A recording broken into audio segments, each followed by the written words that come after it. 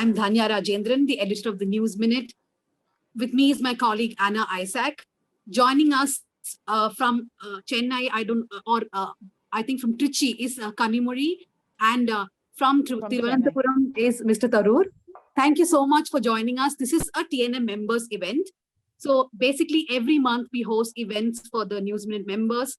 And in these webinars, the members will come and interact directly with the guests.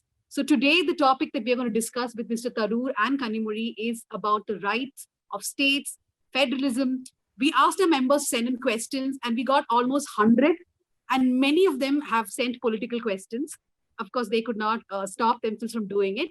We will not be asking most of those questions to the disappointment of the members. We'll stick to rights of states. Perhaps one or two we'll try to squeeze in. So like most websites, independent websites across the world, and of course in India, we started a membership program during the pandemic actually a few months ago, because we realized that that's one way that we can bring in revenue, that we can sustain and survive by asking our readers to actually contribute. So first we started with one specific membership of 999 rupees. Then people wrote to us saying either they want to pay less or they want to pay more. So we started 2 more layers. See, more than the revenue itself, for the News Minute, it's important that we bring together people as a community. And believe me, if this pandemic was not there, we would be doing these events in cities, like physical events where you could have actually seen Kanimozhi and Tharoor in person and asked these questions. So hopefully in 2022, we'll be able to do that. I hand over to Anna. All right, so a lot has been written about and spoken about with regard to center-state relations. We've seen much pushback from states on several issues, whether it's the farm laws or CA and NRC, GST, or even NEET in Tamil Nadu. Of course, the center versus state debate isn't necessarily new. It's not confined to the present government either. So, without getting into an academic discussion on the nature of India's federalism, the fact of the matter is that the Indian constitution is biased towards the center. So the question is, how does one negotiate the rights of states in this context? So I want to begin by asking both of you.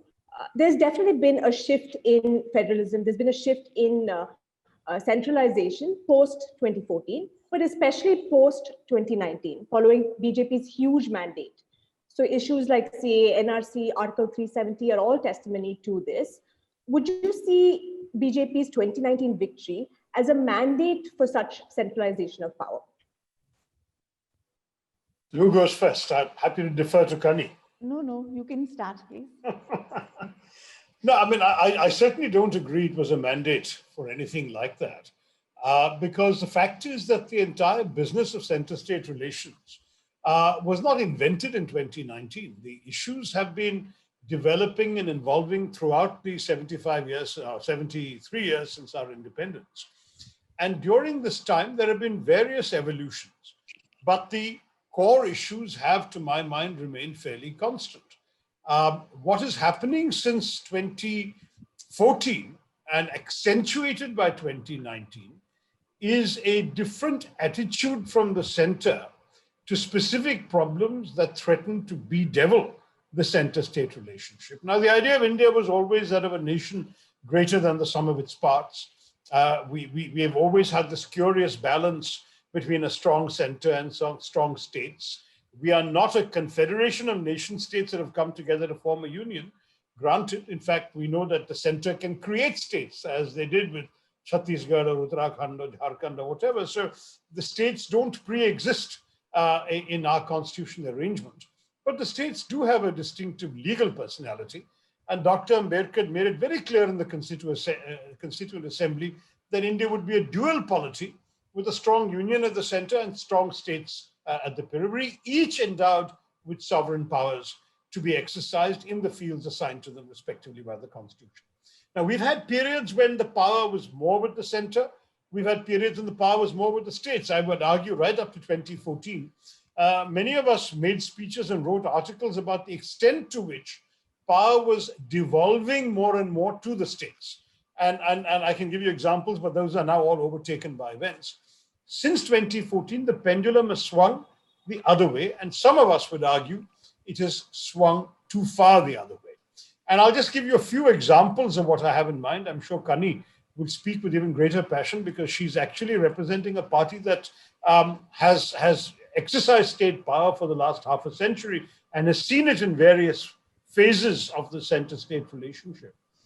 One is that while the gross tax revenues of our country as a whole have increased exponentially since independence, the share of the center has increased much larger, in a much greater proportion than the share of the state. So because GDP has gone up, everyone's exchequers have swelled, but the growth of the resources available to the states has not been commensurate with the expansion in the tax revenues of the center. The center, in other words, has been the principal beneficiary of India's growing prosperity. That's one problem. The Finance Commission, the 13th Finance Commission, tried to make that better by recommending a more generous devolution. Unfortunately, that has not really happened. And though centrally sponsored schemes have been an innovation in recent years from the center, but not that recent, going back to at least the UPA government, these centrally sponsored schemes require funding in addition to what the state governments have normally budgeted, but instead what we have seen is funding coming at the expense of other money the states felt entitled to receive. So the states have been feeling more and more impoverished.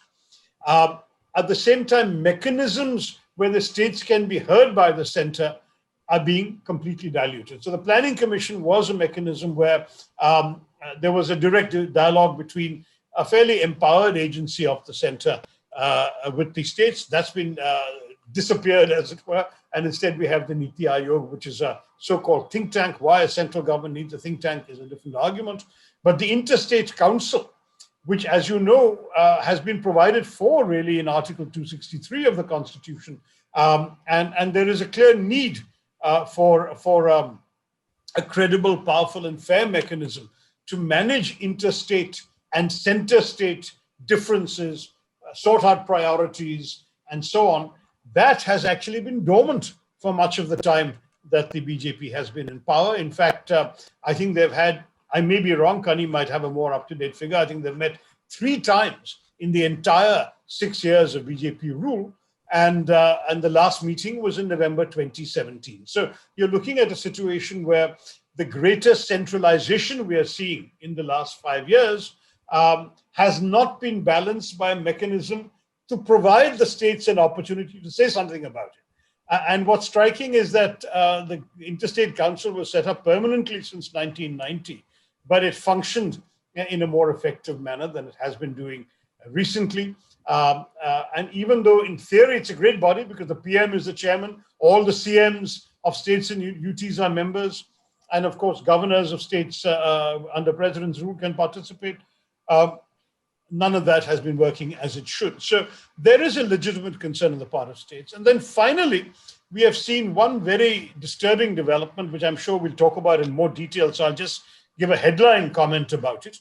That was when the 15th Finance Commission was instructed by the government to actually use the census of 2011 to determine its allocations to states. Now, the problem with that, it seems a commonsensical thing to say, but the problem with that is there was a very conscious determination made going back to 1975 by the government of India at that time that one must not reward poor performance in human development.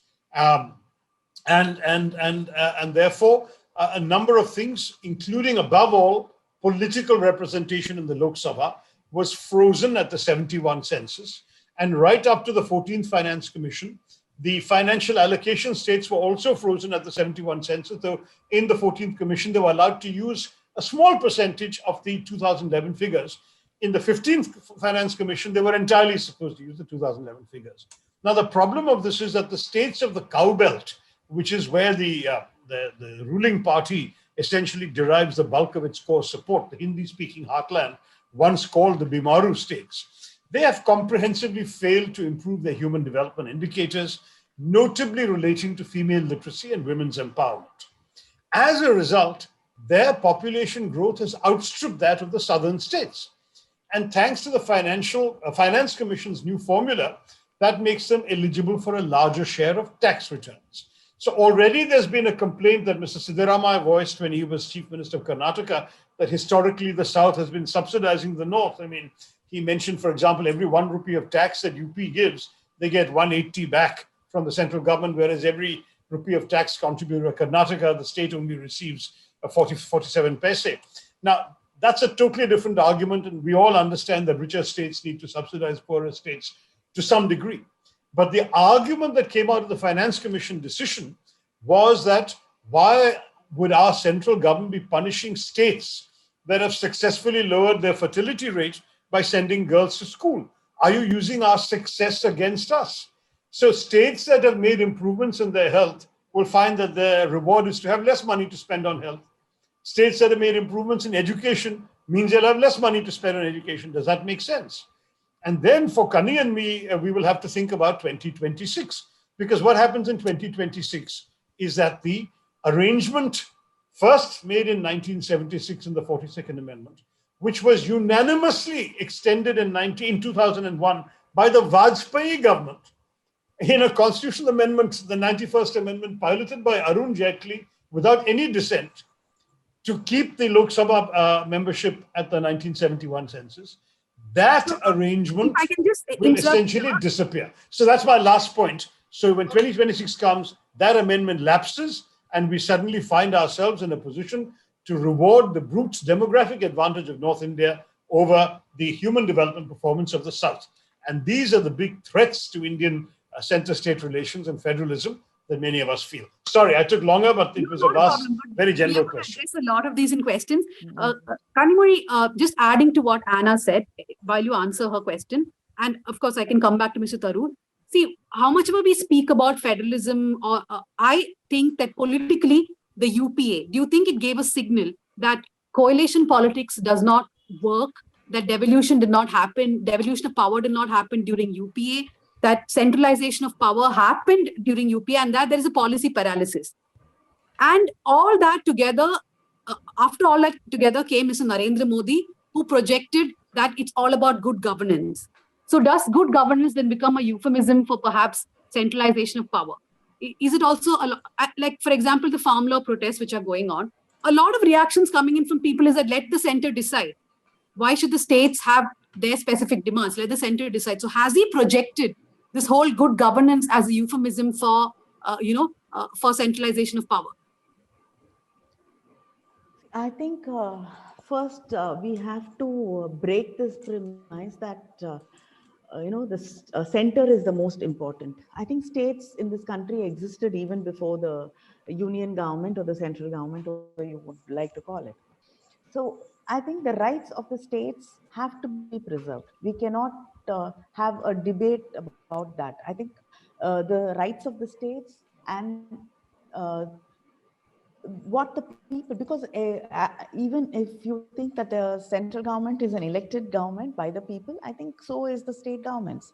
It is elected by the people. So I think you cannot say that the central government cares and central government has more responsibility and it will act in a more responsible manner compared to a state government. I mean, that is a completely wrong myth which is being created, that let the center decide about anything. So the farm laws today, I think every state has a different issue. Every state has a different kind of farming, different kind of interests and expectations when it comes to, especially the farmers. So I think a state government will be able to frame its laws much better than the central government. And the central government, by bringing these laws, it has actually interfered into the state rights. Like agriculture and markets, both are state subjects, and by bringing these laws in, it is completely taken away those rights from the states. And this has been happening again and again, especially after, as you said, that the second term of the BJP government, the first term they've started it, and every bill, when you go back and read those bills, you can see that the state rights have been taken away, chipped away actually. And today, when we look at the labor code bill or the farm laws, agriculture laws, you can see that the rights of the states have been taken away from them. And actually, in 1974, the Rajamanar Committee, which was constituted in 1969 by Dr. Kalaignar, gave its reports. And a few of its suggestions were the union government should not take any decision without consulting the interstate council when such a decision can affect the interests of one or more states. Every bill which affects the interests of the state should be first referred to the interstate council before it is introduced in the parliament. And residuary power of taxation should be vested with the states. These were a few of the recommendations by that committee, which was constituted by Dr. Kalaignar in 1969 itself. And we have been pursuing that these recommendations should be followed, these recommendations should be taken up for consideration. And towards the end of the UPA government, there was a committee set up to look at center-state relationships. Unfortunately, the government changed, and we all thought that it will improve the state rights and the center-state relations. But it could not be taken further because the government changed, and the present government believes that keeping all the rights and all the power in the center is the only way to govern. Okay, so thank you very much both for the introductory remarks. So from now on, we're going to have lots of questions. One thing to the members who are asking, you can ask in English. If you want to ask, you can ask in Malayalam or Tamil if the guests are ready to take those questions like that. But we will need crisp questions and little shorter answers because we'll run out of time as there are too many questions. So I'm going to first ask Rashmi Gowda and Adira Menon to ask their questions. I think Adira's question would be to Mr. Tharoor and Rashmi's is to Ms. Kanimozhi and Mr. Tharoor. So if they're ready, they can come in and ask those questions. Adira and Rashmi, are you in the call? Yes. Okay. I'm on the call. Hi. Hi. Good evening, Dr. Tharoor. Good evening, Ms. Kanimozhi. My question is, Dr. Tharoor, I've been reading about a lot of articles where you have mentioned about why a presidential system will be the need of the hour for our country. Just wanted to try and understand more about it in the sense that, don't you think reforming the current system and cleaning the electoral process is much better than bringing a presidential system? Oh, I mean, I don't doubt that that's extremely important. My frustration with the way the system works is, in a presidential system, the executive, the legislature, and the judiciary are truly separate from each other. In the parliamentary system, once the legislature is elected and the government is formed, the majority the government enjoys essentially reduces parliament to a rubber stamp and a notice board. There is no real accountability to the legislature by the central executive. The prime minister and his cabinet can do literally what they want, introduce any bill they like, and by issuing a whip, the 303 BJP MPs will give them an automatic majority every time. So I find conceptually a parliamentary system to be deeply flawed. And certainly the working in our country has demonstrated all the more. And then there are various others. I've written at length about this. There is an essay in my book, India Shastra, and there are articles of mine in the media that you can Google. So I won't belabor it too much. But I do want to stress that when I talk about a directly elected president of the center, I also simultaneously want a directly elected state leader, whether you call him or her a chief minister or a governor, who would not be subject to the whims of the control of the central government. They would have their own authority. So I'm not talking about a unitary one man or one woman rule for India either. That's why a presidential system is a shorthand term for a system of directly elected chief executives. I even introduced a private member's bill in Parliament to start the experiment by directly electing mayors of towns. And my argument was about efficiency. At the moment, the mayor of a town in India has no power worth the name. He or she is a glorified chairman of a powerless committee of councillors who themselves don't have enough of a budget to control any major spending. The real decisions on the financial authority is the hands of an unelected bureaucrat, the municipal commissioner. All of this has to change in a genuine democracy. You need people who can be elected and who can then be accountable to those who have elected them. So that was the broad argument I'm trying to make.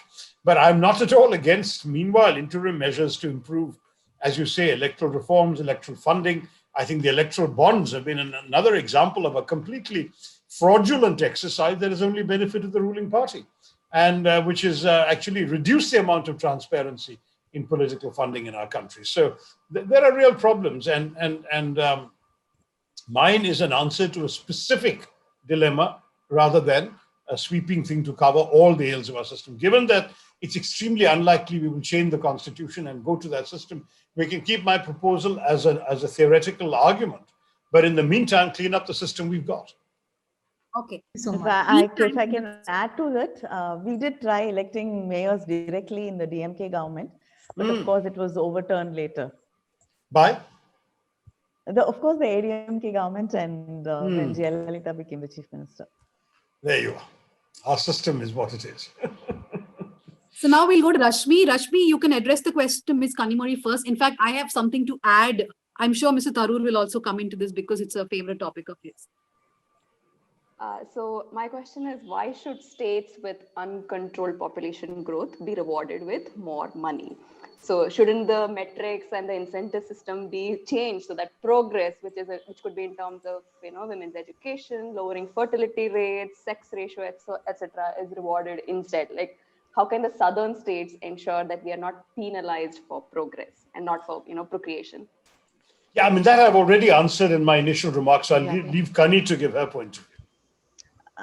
Exactly, that is the question the DMK and many of the state governments in south of India are raising, because it is looking like we are being penalized for working hard and making sure that the human index is much better compared to many of the other states. And because we have controlled our population, now today we are at the receiving end of being from an unfair government. The only solution I can think of is, hopefully we can have a change of government in the center, which will see sense, or the state governments have to put pressure on the central government so that this is not implemented, because it's completely unfair if you continue to do that. I mean, any state government which has been working and making sure that the human index numbers are much better and there is growth, and the sex ratios are better, women's education on the whole, and the living conditions are better, all this comes out of population control. So, if the governments are going to be punished for that, I mean, everybody is going to lose interest. So, and I don't think this is going to help the country in any way. And the DMK has written to all the state governments and to the chief ministers, bringing this up, and we insist that this cannot go on, and at least in Tamil Nadu, hopefully after the elections, there is a change of government and we will take it up very seriously. I have a supplementary question to this. The delimitation, which is to begin in 2026, because Ms. Kanimozhi said that there should be more pressure from states at least.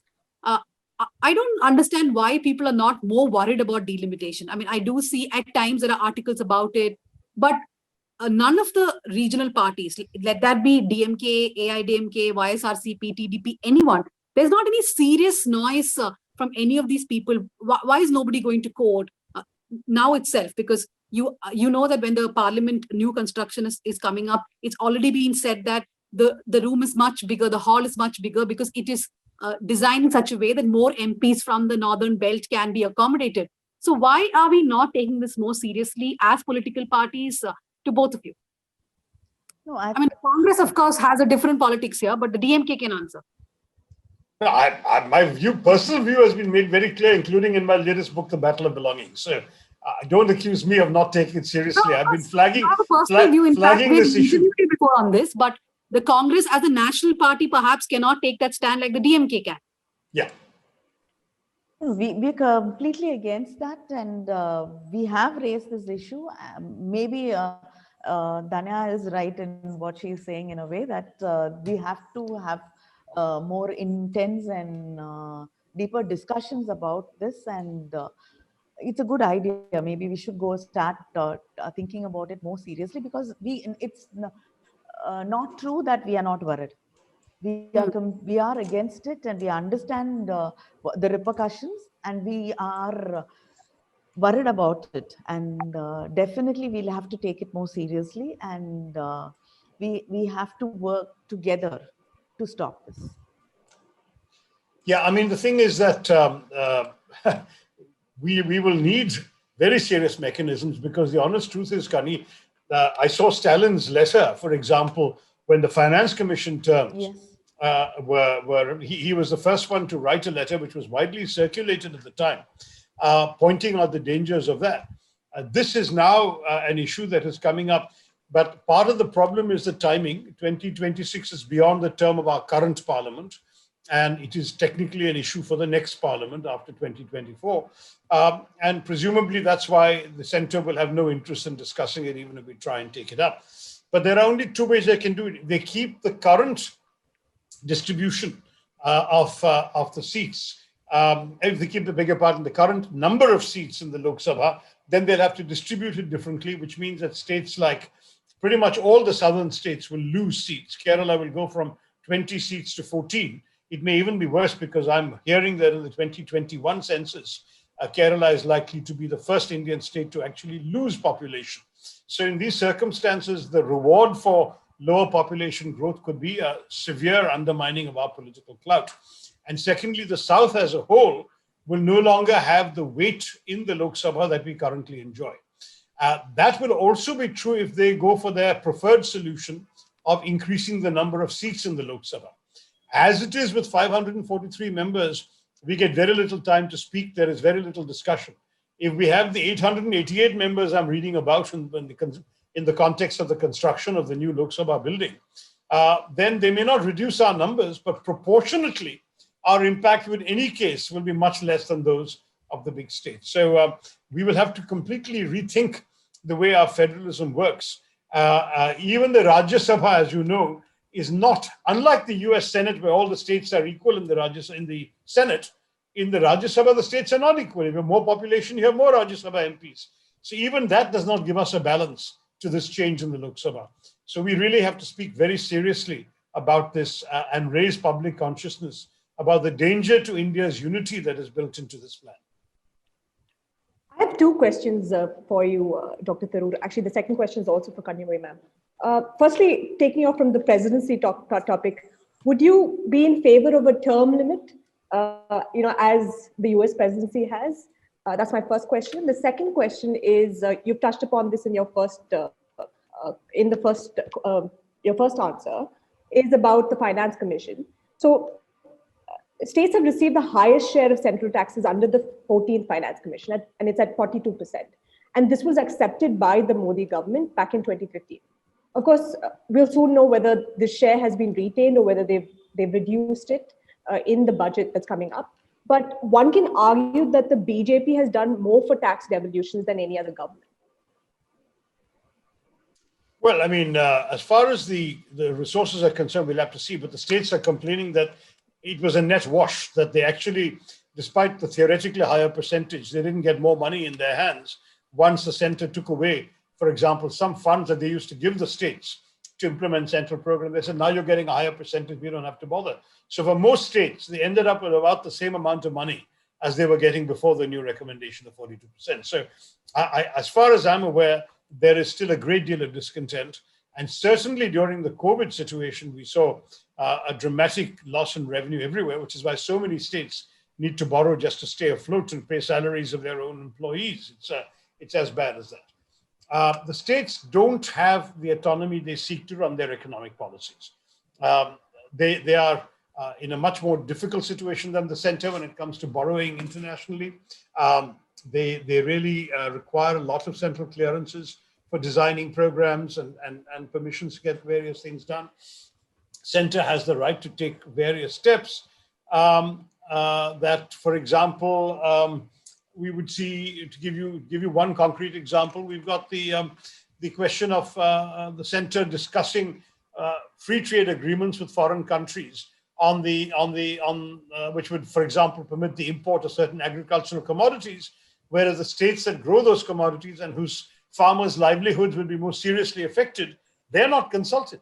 So if there was a serious interstate council where trade policy and agrarian issues could be discussed, and states could say, before you sign a free trade agreement that affects our farmers, we need some consultation, how you can compensate us or protect us or shield us, any of those things, there is no mechanism to do that.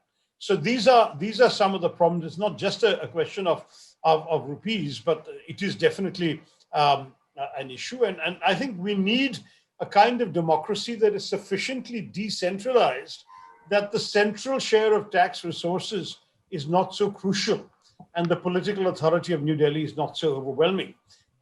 We've had a glib phrase like cooperative federalism being muttered by this government, masking a reality of over-centralization. And I can give you the concrete example of COVID. What happened was that law and order is a state subject, health is a state subject, but suddenly Mr. Modi declares a lockdown without consulting a single state government or state chief minister. And he finds a very minor provision of the Disaster Management Act, a rather obscure provision, that he claims entitles him to do so. And then, as you know, for the first few weeks of the lockdowns and so on, you had the Home Ministry issuing circular after circular telling states what to do, without any regard to local conditions that state governments know far better. And then there was a completely botched allocation to states of funds from the State Disaster Risk Management Fund, the SDRMF, which is meant for relief measures during the coronavirus lockdown. And the amounts allotted by the center bore no relation to the size of the COVID caseload, the number of migrants in the state, or any similar challenges. So the problem is decisions that state governments are logically more competent to make are being made by bureaucrats at the center and issued by a very powerful central government, which scant regard for the interests of the people at the receiving end of these orders. And therefore, I think if you look at all of this, not just as a question of rupee numbers or even of percentages, but as the overall imbalance in authority as well, you can see where the problem lies. We saw the plight of the migrant workers, and the state governments were caught unaware, completely unaware, and we could not manage the situation, and people had to walk back to where they were, and it was really pathetic, and the central government just did not care. I mean, they should have discussed it with the state governments. And every time the state government had problems, they went back to the central government to, request them to make changes. And before the changes came, people were affected worse than that. And this should not have happened if they, the people would have not been affected to this extent, and the migrant workers would not have gone through this if there was some kind of discussion and with this state governments, and if they had worked together. Okay, so we have a lot of questions lined up, so I'm going to go to all the members now. First, I'm going to go to Karthik Suresh, then I think Ajay UK, and then Tara. So we're going to take all these questions, Anna, together so the members can ask. Karthik, are you here? Please ask your question.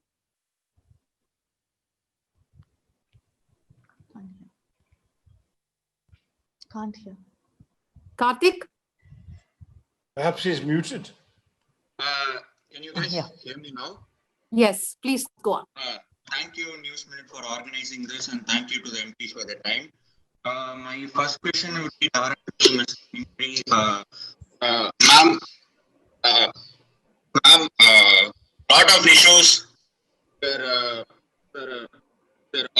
argued by or brought by the Dravidian movement are still relevant today. Sorry, I can't hear. Dhanya, could you put my questions? Okay, I think his audio is a bit weak. I know the question because it has been sent.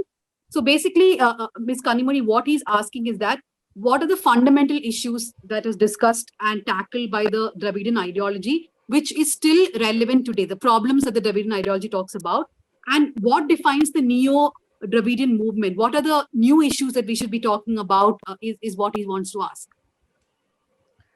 See, the Dravidian ideology basically talks about preserving the identity of the states, identity of the people, identity of whatever community we're talking about. You cannot create a homogeneous, you can't inflict it on people. I mean, it's a choice which people should be allowed to make. You can't inflict a language on people or a culture or religion or whatever it is. So it is the right, actually, basically, Dravidian ideology is the right of the people to choose what they want to be or what they want to believe in or what they want to speak and how they want to live. So, and especially today, when after the BJP government has come to power, today it's become Hindi, Hindutva, and in, that is what they're trying to impose on everybody. So this is what we are. Today, I think the Dravidian ideology has become very, very important because we have to fight against that together. I mean, everybody has a right to religion and their beliefs, and we are not against anybody. If the majority religion is being threatened, of course, we support them and stand by them. Same way, we also believe that the minorities also have the right to follow what they believe in. So this is what we are talking about. And the language policy also, I think the state and the people have to be able to decide what they want to speak. We are against imposing Hindi on any state, taking away rights of our people to work and taking away the right of our people to choose. And also, I think when we talk about reservations, it is still important. I mean, people, keep saying that, time has gone by and there's no need of it. I still, when you go to the villages, when you go and, look at reality, still there is caste system. Still people are kept away. Still students are treated badly in the name of caste in schools and in the villages and, in so many social sectors. So I think reservation still, is the need of the hour. And you cannot, as what the central government is trying to work towards that, to remove reservation, to take away that right. And I think DMK has also been fighting for bringing back education to the state list.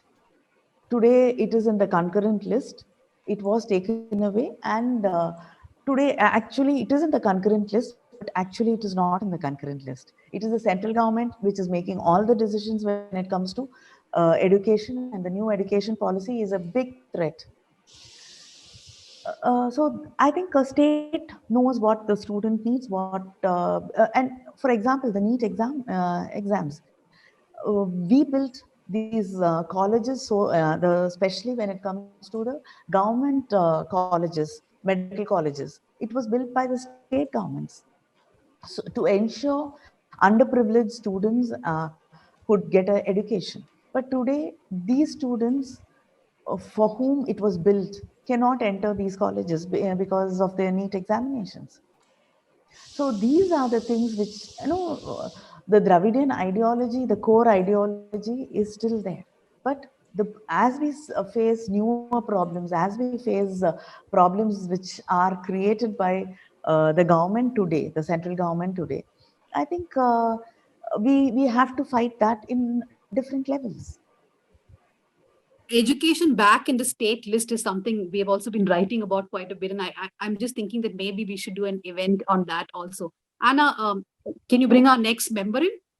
Yeah, Tara will go next, and then after that, Ajay will take your question. So Tara Krishnamurthy, who's joining us now, I'm sure Ms. Kanimozhi knows her. She runs this movement called Shakti. We are all a part of it.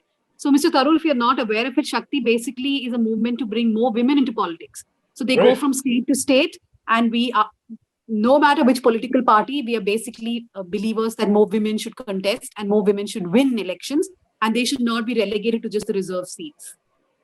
Tara? You'll have to unmute Tara. Thanks, Dhanya. Tara Krishnaswamy. Dr. Tharoor, actually, federalism is another passion of mine. I had written the United States of South India years ago for the News Minute, and then a federal charter, which you happened to read and sent to Dr. Thomas Isaac, and I ended up with the 15th Finance Commission. We've corresponded over email. Thank you for that as well. So I'm actually going to ask both of you a related question, MP Kanimozhi and Dr. Tharoor, which is that there is the Interstate Council, and then there are, there is now the GST committee, but there is really no reason why states can't form their own council or a committee. Nothing prevents the states from doing so. Whether it has constitutional sanction or otherwise is another matter.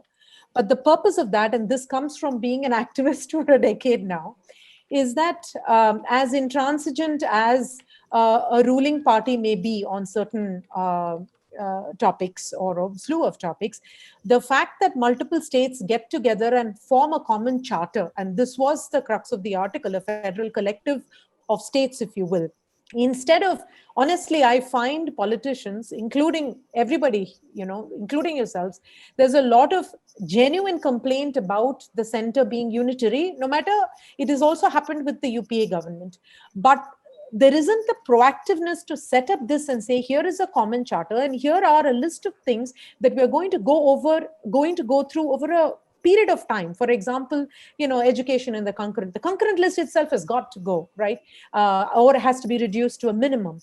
And the Rajya Sabha, the council of, it should genuinely be a council of states. There is, whilst different states may disagree on different things, there's a common minimum charter across states at any period of time, depending on who rules the states, because elections will change and people will change. But the states can be pursuing an agenda of their own accord, regardless of whether there is, and as an activist, the reason I say that is because you keep pounding on that rock, it will move. And if nothing, the independence movement has taught us that, right? So Tara, we can get multiple parties to move.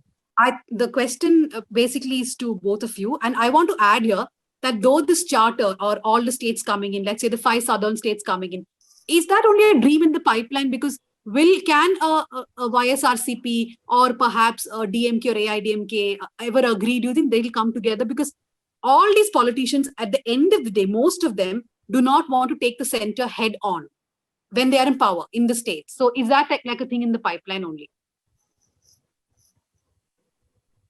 Okay. Yeah, both of you can answer. Yeah, basically stop complaining, start taking action. No, it is not that it has not happened before.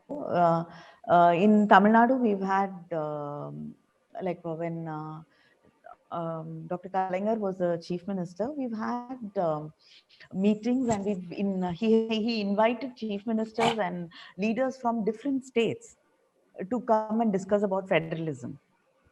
So it is not, and I think in contemporary political history, many times different political parties and different political heads have come together, and when there has been a problem which the country has faced, they have worked together to fight against it. So it is not something which has not happened before, and I definitely believe that we can do it again. So it is not that maybe, I mean, the DMK and AIADMK, I mean, there have been many times when we've invited the AIADMK and they've refused to come with us, but maybe that is expecting a little too much. But then, state heads from different states and political party leaders from different states can come together and definitely work towards this. And I think it's the way to go, and it will happen. Mr. Tharoor, is that politically possible? Yeah, I forgive me for my skepticism, but then it's easy for me to say because I don't actually run any state government in the South. So my party is not there in power. I think clearly you're expecting parties in power in their own states to find common ground. They actually have the common ground, but to prioritize that common ground over the direct interests of their state vis-a-vis the center, and very few are prepared to do that. It's interesting, for example, that as you said, a regional party like the YSRCP, many regional politicians who have intellectually articulated these issues that Kani and I are mentioning, have taken no effort whatsoever to actually convene others together to discuss it. There was a brief effort made to get finance ministers of southern states together to talk about the finance commission. I think they had one meeting in Kerala. One or two states did and not one in Andhra actually. Pradesh also. Okay. But at the end of the day, as you know, nothing very much else came out of that. So whether the state governments can do what Tara Krishnamurthy would like them to do, it remains a genuine question. Parliament is a forum where these things can be discussed. And the other forum, which perhaps we should talk about because of the way our country works, is the Supreme Court. There is no question that Article 131 is unused. It is one that we can put to good use, where essentially under the provisions of Article 131, an issue between the states and the center, which involves a question of law or fact on which the existence of a legal right of the state or the legal rights of the center have been ruled upon, can be taken to the Supreme Court. So there could be a very serious effort made to move this issue into the jurisdiction of the court. The problem these days is, of course, the belief that the court has, in the words of one analyst, largely become an executive court ruling in favor of the central government. But I would like to think that the judges, faced with an interesting constitutional conundrum, might well choose to rule on this matter in a more broad-minded manner. And I would very much be hopeful that we could take this matter forward through that mechanism of Article 131 as well. But Tara's idea that all the state governments get together and try and press the center, to my mind, that doesn't seem to be politically the easiest thing to do. It'll be good if they did that. At the moment, the issue goes beyond who happens to be in a state government right now. It actually affects every citizen of India, every citizen of these states that, or resident of these states, whose economic resources, political clout, and effective functioning are likely to be affected by the over-centralization that we are seeing and the decline of federalism. It affects everyone, and therefore I do believe it goes beyond whoever happens to be in a state government at a particular time. But I have no doubt from what Kani has said that if her party were to come to power in Tamil Nadu, we might have a good chance of working through her to getting them to initiate this process. As I reminded you all, Mr. Stalin was the first one to circulate a public letter about the whole terms of reference of the Finance Commission being changed. Maybe he can also take an initiative on this broader issue.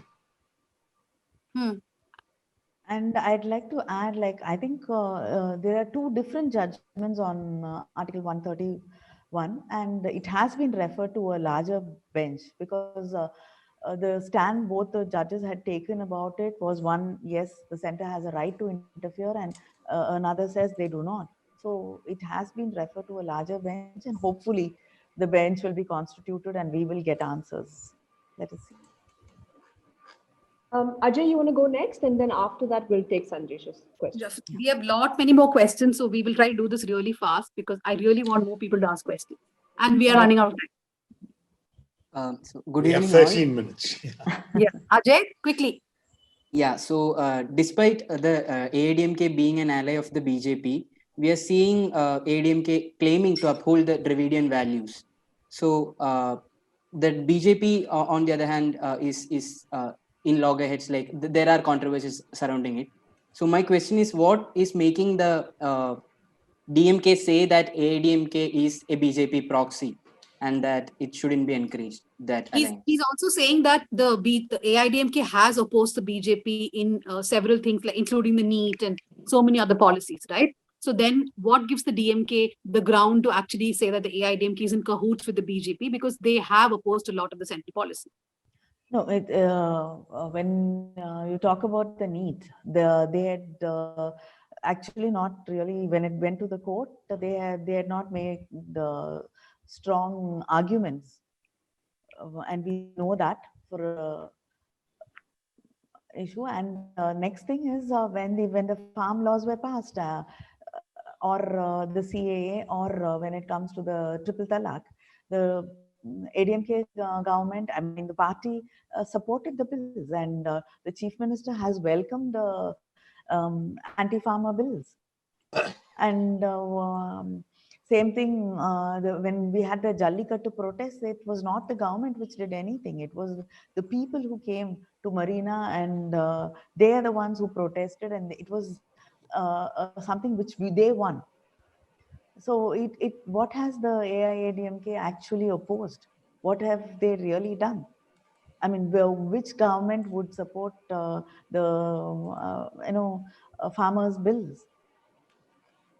And this is exactly why they echo everything the BJP government says, and this is why, I mean, recently some of the AIADMK ministers themselves had said the chief minister candidate will be announced by the head of the BJP.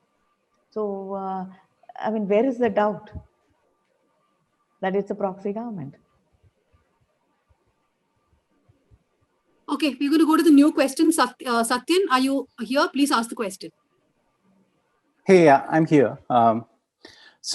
Thanks, thanks, News Minute, for the opportunity. And the question is to Ms. Kanimozhi. Given that it was Dr. Kalaignar who said that our goal is to get self-governance in the state and coalition government in the center. I really do not want to get into what has coalitions achieved. I'm pretty sure after seeing the last 6 years, they have achieved a lot more than what a single brute majority could achieve, despite which party is in power and so on. So the question really is, does Dr. Tharoor and do Dr. Tharoor and Ms. Kanimozhi really think the future lies in something like an European Union structure, where there is a union or a union structure which facilitates the internals and facilitates these, but the power on each and everything, except probably the foreign relations and what should not be really there with individual states, should be with the union, but everything else should be with the states. I'd also want to add that it's high time all of us started using the word union government than the. I have to cut in here. We're really running out of time. So please, could you answer the question? We have one or two more questions, so we'll take short answers. Sure. Yeah, I'll just answer in a sentence. This is exactly what the DMK has been saying right from the days of our founder leader, Anna, that the defense, external affairs and, important things like that is what central has to lie with the central government. The rest of it all the powers have to be with the state government. This is exactly what we are saying, and that is it. Well, I wouldn't go that far myself. I think I understand you wouldn't go. In many ways, the European Union is hoping and dreaming of being what we are today, with a slightly different degree of unity than they've been able to accomplish, because they are a collection of sovereign states who have come together, like, creating a club, and ours is a slightly different story, as I mentioned in my very initial statement. But I would simply say that there's a great deal more that we should definitely be doing. And I've given a number of examples in my own remarks, as have you, so I won't repeat them. I would argue simply that we really need to give much more in terms of resources to the states. There is no question in my mind that the examples that we've been discussing suggest that the center has made very serious mistakes. And as a result, the financial and political consequences of this Hindu, Hindutva priority would create a real risk after 2026 of the South feeling both political disenfranchisement as well as financial victimization. And that is not going to be healthy for us as a country. I think we do need stronger state identities. I think we need a system where states would receive a larger portion of the taxes collected from them, a system where the state center would not be able to ride so easily over the states in terms of many things they do. But when you mention the farm bills, Kani, it's interesting. The Constitution itself says that agriculture and markets are state subjects. Exactly. So how the government was allowed to get away with this, and how we were not even able to prevent them from legislating on matters which are not central subjects, shows that we have been, in many ways, allowing the system to erode even beyond what it's supposed to be. That's the problem. Sanjesh, do you want to ask your question? Hey, good evening. My question is to both the panelists. So what are your views on Kashmir and the rights of Kashmiris? There has been no strong condemnation and sustained pressure to improve the situation there. Also, what do you think of Uddhav Thackeray's statement that India could disintegrate like Soviet Union? Is there a possibility of that happening? Sunny, you want to go first on this? No, you can start and then. No, I mean, as far as Kashmir is concerned, I actually spoke in the Lok Sabha, excuse me, at the time of the abolition of Article 370, the dilution of Article 370. And therefore, my views are on record. I think that as long as Kashmiris are citizens of our country, they deserve the same human rights as everyone else in our country. And I think that it's been quite a travesty what was done. And what is more, the particular legislative maneuver used in which the constitutional provision was bypassed and the state's consent was derived from an okay by the governor that the center itself has appointed. That's a particularly dangerous maneuver for all states. I mean, what theoretically is to prevent them doing the same to any state in the union, declare president's rule, change something fundamental about that state, such as in the case of Kashmir, reducing it to a union territory, and just ask the governor you've appointed to give consent on behalf of the state. It's a very, very alarming development. So, I mean, I've spoken very clearly on this in Parliament, and I stand by everything I've said. You can request the young man to Google my remarks on YouTube. It's there. And so, yes, I'm very strongly in favor of restoring fully the human rights and civic rights of Kashmiris to them as citizens of India. The second part of the question was about Mr. Uddhav Thackeray's statement, Ms. Kanimozhi. He said that there is a danger that India could become like the Soviet Union. We don't want that to happen, obviously. And but there is a lot of regret, and there's a lot of heartburn, and people are not respected for their individual rights, and their identity is trying to be, the central government is trying to take it away. So there is a lot of heartburn, there is a lot of anger. And definitely we do not want something like that to happen. And I think the central government has to understand that, and it has to ensure that people are respected, people's beliefs, people's identity and the state rights are respected. And if that does not happen, I think when there is anger and pressure, maybe it will not go to that extent. But we do not want to have other kinds of problems within the country. And the central government should understand and be aware that it cannot push people beyond a point. And I would again try to give the example of the Jallikattu riots in Tamil Nadu. I mean, it just happened. No political party was behind it. You know, it was a people's protest. Same thing with the Sterlite. So it was a people's protest. You cannot silence people, you know, by authority and power. Forever. Yeah. Anna? Yeah, so this is the last question for the day. There have been multiple instances in the past, or more recently rather, of governors undermining elected state governments. We've seen it in Kerala, we've seen it in Puducherry, and many other states, in Tamil Nadu as well. So my question is it time to scrap the post of governor?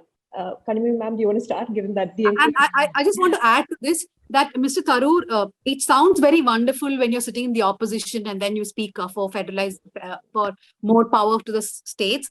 But the Congress can also be accused of misusing the post of governor, Article 356, etc. So do address both of these together and then we'll wrap up. Okay, well, my answer is very simple. I've actually written that I think the governor's post need not exist. And particularly if you were to adopt my approach of having a directly elected chief minister, why do you need a governor? The question of swearing in the chief minister can be attended to by the chief justice of the state high court, who can swear in the chief minister. And all the ceremonial functions of cutting ribbons and this and that can be done by various ministers or invite other celebrities to do it. You don't actually need to have a governor to perform the kinds of functions that are being performed now. The main misuse of the governor is to interfere in the functioning of the state government. And all central governments have used the governor. It's not just the... Look, I'm only in politics since 2009, and I can assure you that during my time in politics, the Congress government has not misused the governors, and there's been no 356, there's been no declaration of president's rule. It's a different Congress. In fact, many of you know that I was, and I'm on record because my books are still in print, a very strong critic of the Congress party of a certain period of its history. But I believe that today's Congress party is a paragon of upholding the principles of democracy and federalism. And I don't think that they should have any problem with anything I've said today. But obviously, when you ask about theoretical issues like whether we should abolish a governor, that's an individual opinion. I'm not speaking in any case for any established party policy. I do believe that there is a good argument to be made for respecting states' rights and not having a central agent who can essentially play a role in destabilizing a government. We also have the opposite paradox. Look at poor Arif Muhammad Khan, the governor of Kerala, who had to read a speech from the CPM government just yesterday, absolutely excoriating the very government in Delhi that appointed him. I mean, these are all part of the absurd fictions that the institution of a centrally appointed governor saddled us with. I think it'll be much better to drop that. There's no real need for such a function. I don't have to, go into any deep explanation because that has been the stand of the DMK right through, that the governor, the post of the governor has to be abolished and there's no need for it. Like, that's exactly what our stand is. Okay, thank you both of you for joining us. And I thank all the members who sent us all these questions. So I would urge you, both of you also, to please tell more people to become the member of the News Minute, help independent media. And of course, let's all start reading and speaking more about delimitation. In fact, that's something I'm personally very interested in. So thank you very much, everyone. Thanks to my co-hosts, Anna and Naveen and Raga, who of course put together the entire program. Thank you so much. Anna? Yeah, thank you. Thank you for being with us today. And thanks to the members as well for sending your questions. So we'll put this video on YouTube in a few days' time, and then it will be made available for everyone to watch. Thank you so much. Great. Send us a link and they can see what they're missing by not being members of News Minute.